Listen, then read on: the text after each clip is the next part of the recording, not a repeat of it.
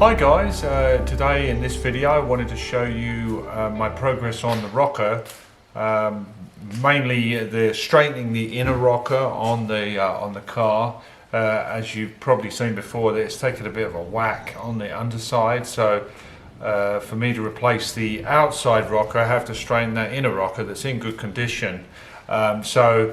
Let me show you what I did, removing the outer rocker and attempted to straighten that inner rocker out. So, one other thing that I didn't talk to you about was that most of the car is made out of 18 gauge steel, but the rockers aren't. They're 16 gauge, which is substantially stronger than 18 gauge. So there's no way I'm going to be able to make 16 gauge repair panels. And from my understanding, talking to David on the group, when he repaired his 114, I believe the car he has, the replacement panels are all 18 gauge anyway, and also the ones from the factory or the aftermarket suppliers, and that's for his model. So obviously then it causes an issue with welding the 18 to the 16 gauge, because the 18 gauge will get too hot. And so he showed me a neat little trick about flanging the underside of the 16 gauge with a little flange that acts like a heat sink and something to lay the 18 gauge on. I'm not at that stage yet, but I thought it was kind of interesting. But man, the rockers are really substantial. I mean, it's built like a non-tank. So let's go and take a look.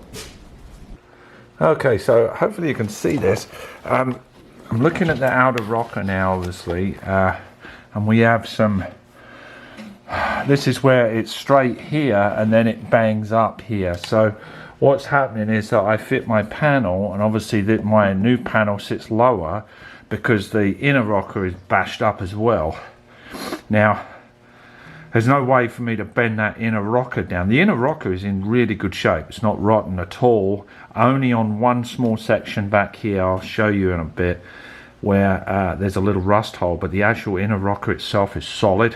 So working on the principle of keeping as much of the original good metal as possible, obviously I'm going to need to take the outer rocker off, but only to the point where it begins the deviation from the straight line. And also when I cut this off, you see, it'll give me access to the inner rocker to be able to try and push that back down into some straighter position, and I've got various different ideas of how to do that, and then it will give me another reference point from that bottom lip, from the bottom lip up to this join line that I'm going to attempt to fit the new panel on. So that's the game plan. So right now I'm cleaning the affected area underneath, or any affected areas. Let me get the light on here.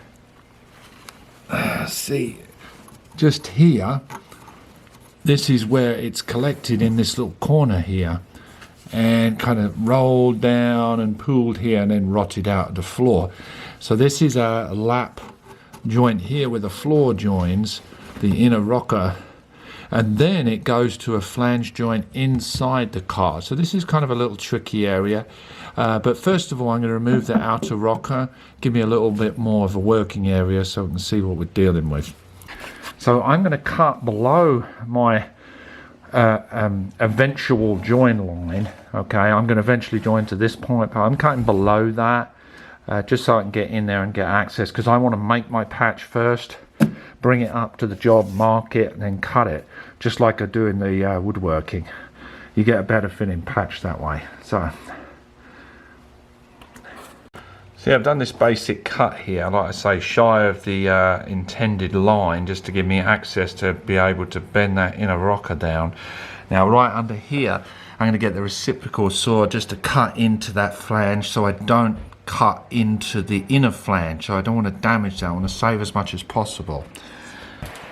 Okay, I was able to detach that lip of the outer rocker from the inner rocker, drilled up some of the spot welds, if you can see them, and basically what I did, removed all that to expose this bent section of the inner rocker, clamped a piece of wood to it, and there's a piece of wood up there to protect the top of the rocker inside and to spread the load. That's an immensely strong area.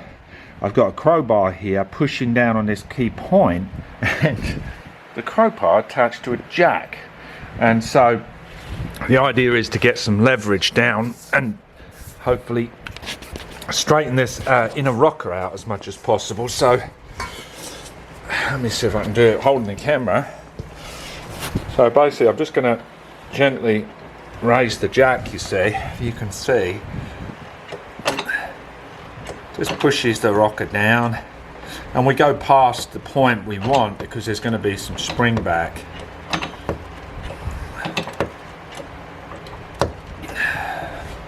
I won't go too mad. Now, forgetting about the front section there, but you can see, hopefully, that has helped straighten that. Like I say, this inner rocker is in really nice shape. I want to say all that. I'll flatten all this out so it makes a good mating surface for the outer rocker. And you can see what I've done there. I just got some pressure down on here, this steel here. And then all I've got to contend with is that little rusty point on the floor connection there. I'll deal with that later. But anyway, you get the idea of what I'm trying to achieve here. Get it as straight as possible.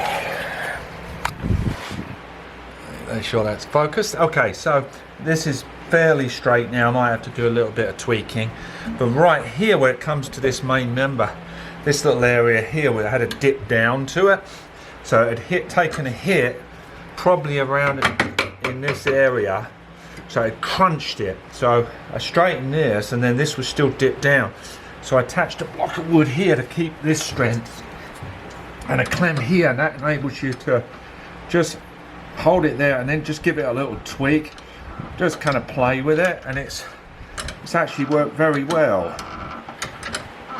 These clamps are good because they act like handles, and we can just tweak it, get a straight edge on it, and basically we're trying to keep in line with this member here where it all pinches together, because this is the main strength, and then obviously the jacking point goes here.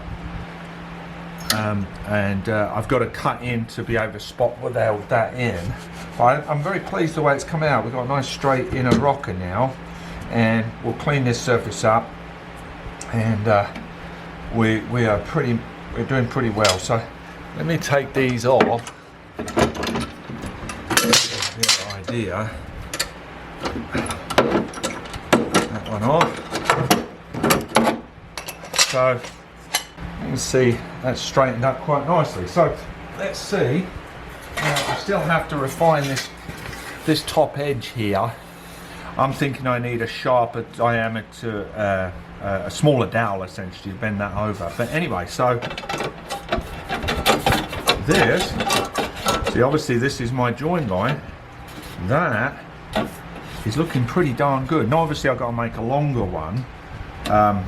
This was just my test panel I showed you, but I can make these quite easily now. That's very close actually now. That's really a lot better. See, we can clamp it all into place, tweak it, play with it, and go from there. We've got to cut a jack out. I say a lot of you guys could do this at home. It's just a question of getting confidence up to start cutting into it. But I found with the furniture restoration job is that it looks an awful lot worse before it gets better. It's you have to tear in to get all the damage out. It's just the way it is. And just go carefully, one step at a time. Like I say, I'm holding back from cutting fully in yet until I've got my exact patch all formed and flanged at the end. And then I'll clamp it on this edge here real tight, score my line, cut it out carefully, and weld that in. I will be treating obviously inside the rocker, inside the area here with like a rust encapsulator or something of that nature. Maybe you guys can recommend something. I was also thinking of, once it's all done, finding a drain hole, passing one of those probes in and dumping a bunch of that wax oil stuff in there. So anyway, making progress slowly but surely. All right, it's my birthday now, so I've got to go and have some drinks at a friend's house. So thanks for watching this little video, and I will see you in the next one. Cheers guys, see ya.